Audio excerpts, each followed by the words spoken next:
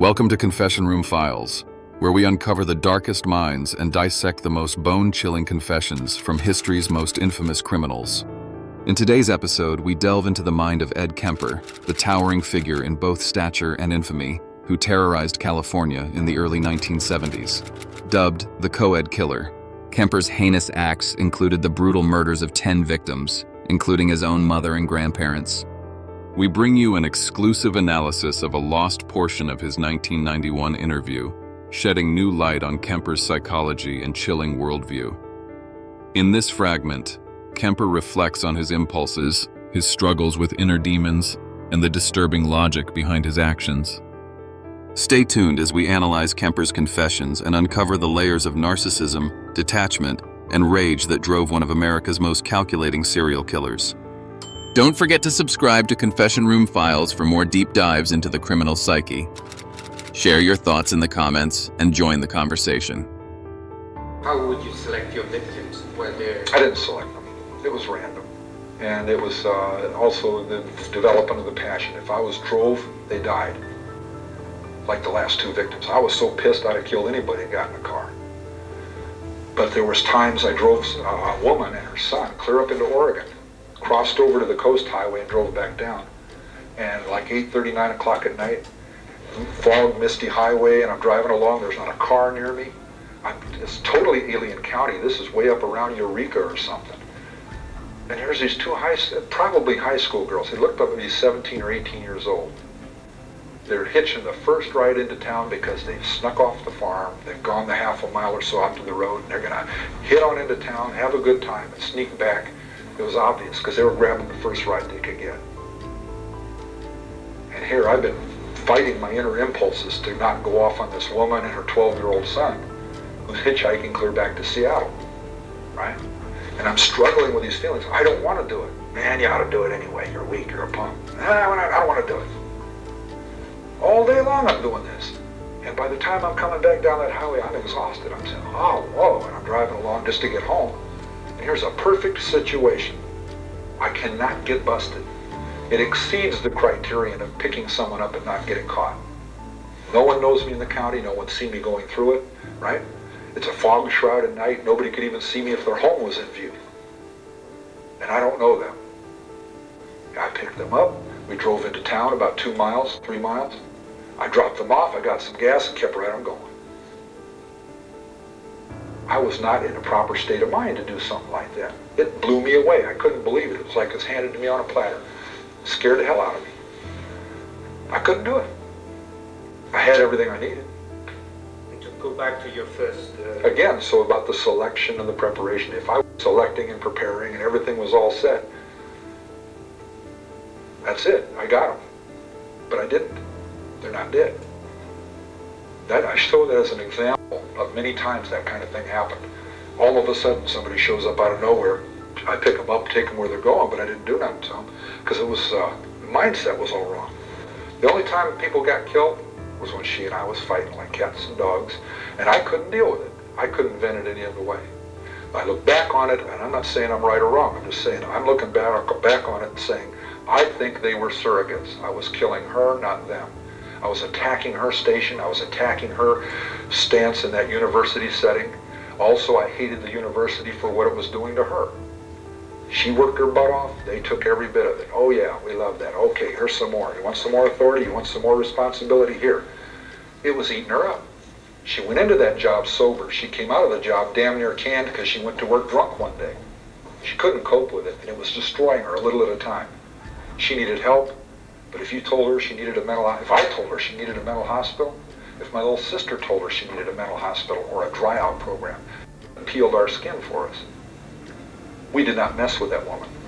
My little sister was cheating on her husband when my mother was murdered. If she had known my little sister was doing that, she probably would have been out of the family.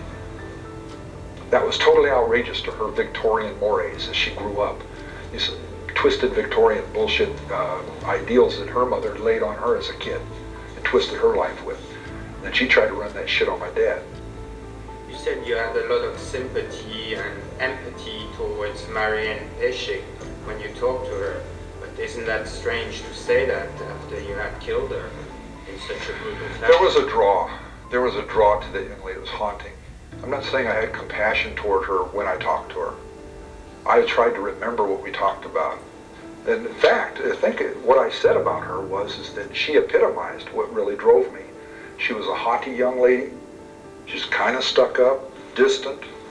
I look back on it and I see a girl that was not beautiful, she was not plain, she was somewhere in between, and she was caught up in that beauty thing, like kids in the valley are, okay? Valley girls, trying to make something of themselves and exploit little attributes they have and to downplay other ones. And she was playing a little Miss Distant with me. And her friend was very open and her roommate was very open and very a country girl talking and stuff. And it's sad because Marianne was the expert at hitchhiking. She had half her life in Europe. She'd hitchhiked around Europe. She'd done it in the United States. She was good at it. She didn't want to get in the car. But she had she had two roommates, okay?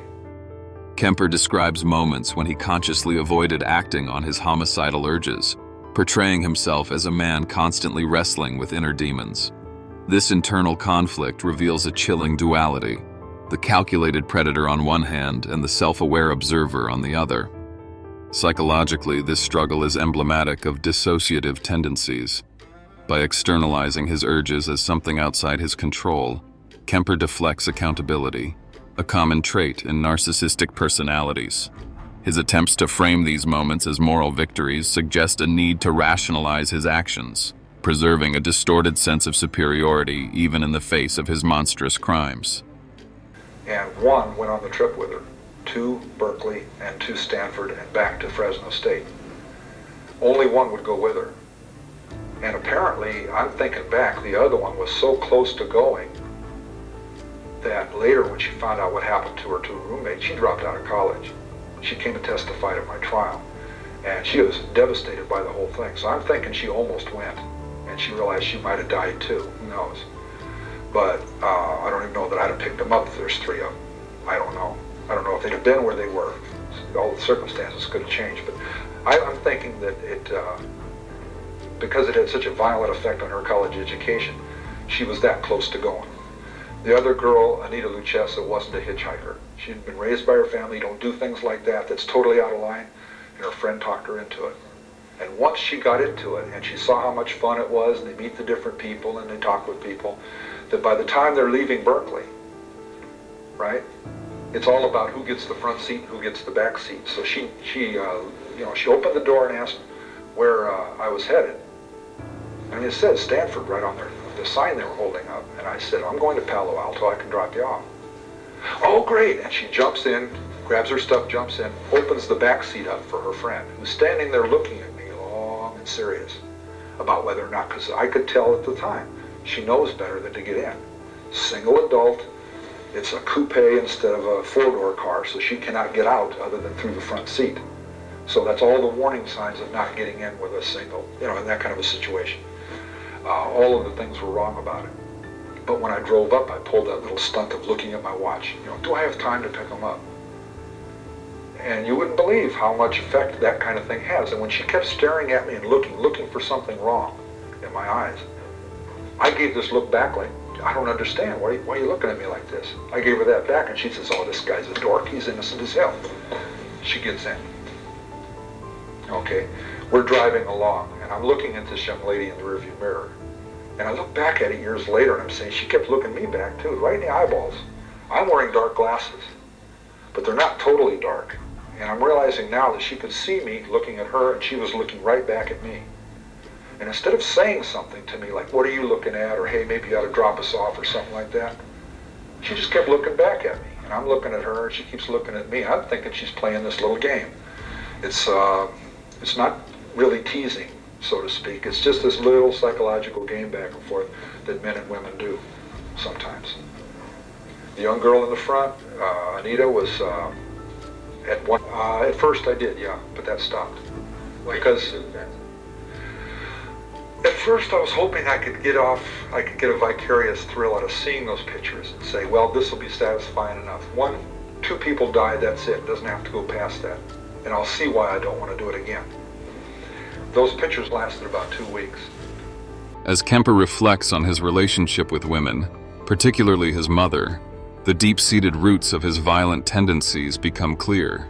His words are laced with resentment and bitterness, portraying his mother not only as a source of pain, but as the symbolic origin of his rage. From a psychological perspective, this dynamic is revealing. Kemper's victims became proxies for his unresolved anger toward his mother, a form of transference that allowed him to enact vengeance on a safer, less confrontational target. This misogyny, coupled with his inability to form healthy relationships, paints a picture of a man who saw violence as the only means to reclaim power in his fractured psyche. And I come back from work 2 days after I did it. Tuesday, right? Sunday it happened. Monday I took off, took CTO, compensatory time off, and I go back to work Tuesday. I come home from work Tuesday, a hard day at work. I'm feeling like I used to feel. I've done some work that day. I've accomplished something. And I'm saying, I can't believe I did this stuff. I must have dreamed it. This must be some kind of weird dream.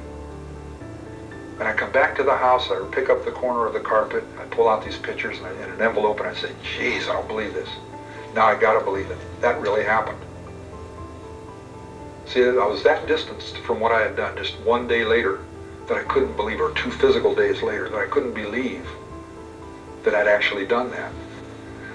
After 2 weeks, I couldn't handle the reality of those pictures. Now I've read where guys have hung criminals, like in the Old West, and tanned the guy's hide and made a pair of shoes out of it. The doctor did, the city doctor, and took his skull and made an inkwell out of it with gold hinges on it for the pens.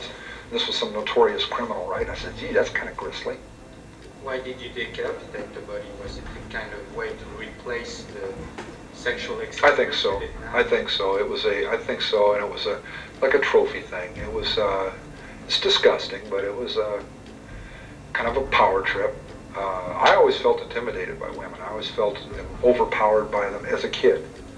When I stopped making it as an adult, when I was doing great socially on the job base, making friends locally, having buddies and stuff, and, have a pizza and a beer and stuff, no problem. I got friends for that.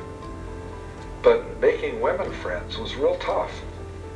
And battling my mom on the one hand and trying to make friends with women is a little bit of a problem because there was a lot of crossover there.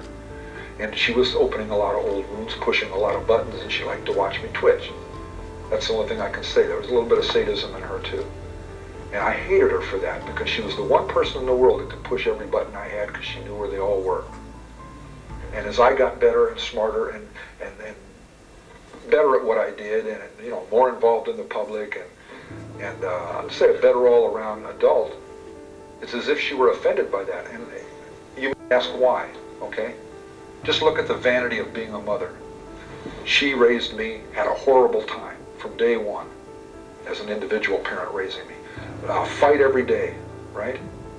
The state comes in, she's a proud woman. She's a vain woman, and she was real proud, and she was raised that way. The state of California takes her son away from her and says, we are taking your son away because you must be an unfit mother. He's a murderer. He killed people. I'm trying to look at it from her point of view. If you could raise your son right, you wouldn't kill people, lady. We're taking him. And in a mere 5.5 years of bureaucracy, and she had nothing. She had no respect for California bureaucracy. She used to make jokes about that all the time. About if you want to waste the rest of your life doing nothing, apply for something, and through a bureaucratic process in California. Those bureaucrats took me away from her, and in 5.5 years of filter farbing around, they hand me back, and now I'm an overachiever, huh? Good-looking, strapping young man, wants to go work, wants to make a living for himself, wants to be sociable. He isn't paranoid and pulling away from people anymore. That shocked the hell out of her. It had to have. She didn't share that with me, but I'm saying that must have really tore at her and made her feel all the more a bad mother. So instead of, I have a feeling she felt she couldn't be a part of that healing process, so she attacked it because I became a cancer in her life. I reminded her every day what a rotten mother she must be. And I'm not saying she was. She must be a rotten mother. Look what the state did for me, and she couldn't. They couldn't have insulted her any worse if they'd have tried, and they didn't try. They were trying to solve a problem by paroling me to her so I'll stay out of trouble and go be a good adult and pay taxes. And guess what? That's the one furnace they should not have put me back in because, hey, She had no help on the other end to sort through her feelings, and she was too proud to get help. So we fought, and that's the only excuse I can make in my head. She's not here to discuss it. That's the only thing the balance I can put in there is that I must have been a terrible accuser to her, a terrible accusal of what a rotten mother she was, or she could have done better. Even the state raised me with apparent ease. They locked me away in an adult institution where I should have been raped, and I should have been mutilated, and I should have been screwed over and been like Charlie Manson when he was raped as a kid in prison, in youth authority. You know? And then he starts raping other people, and he's a leader of that stuff, and then he's manipulating people. From the deep resentment rooted in his childhood to his chillingly methodical approach to murder, Ed Kemper embodies a psyche defined by control, manipulation, and a complete detachment from empathy. His calm, calculated demeanor masks the deeply fractured mind of a predator who views violence not as an impulse, but as a tool for asserting dominance over others. Want to delve deeper into the psychology of infamous criminals and uncover what drives them to commit such acts? Subscribe to our channel for expert insights, in-depth interviews, and analyses that explore the darkest corners of the human mind. Don't forget to hit that subscribe button and join us as we navigate these harrowing stories together.